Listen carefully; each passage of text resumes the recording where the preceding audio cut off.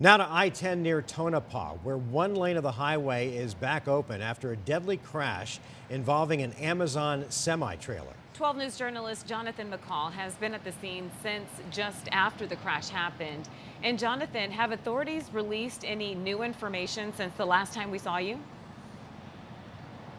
Not yet, Mark and Caribe. Good evening. We know that two Amazon drivers were killed in this crash this afternoon on the east lanes of I-10 and 339th Avenue. You can see that large cleanup still underway as crews are working to do their best to try to clear that tractor trailer hauling thousands of items headed to Phoenix. And we know, again, two workers inside of the cab of this truck were killed.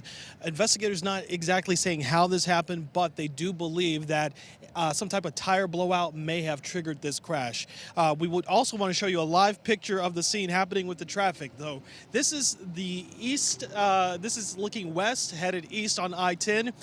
We were able to talk with one driver who says he got on at Wintersburg, which is about 6 miles from where we're at. He was stuck in traffic for about 3 hours before he was able to get just 6 miles, just to give you an idea on the traffic situation that is happening here. Again, Arizona troopers telling us that this crash happened on the east lanes of Interstate 10 at 339th Avenue, possibly a tire blowout, causing the driver of that big rig to lose control, hitting the center barrier of this overpass at this area, causing that crash, killing two workers. We got a chance to talk with a lawyer about who handles these cases, about what investigators may be looking for when they're piecing scenes like this together.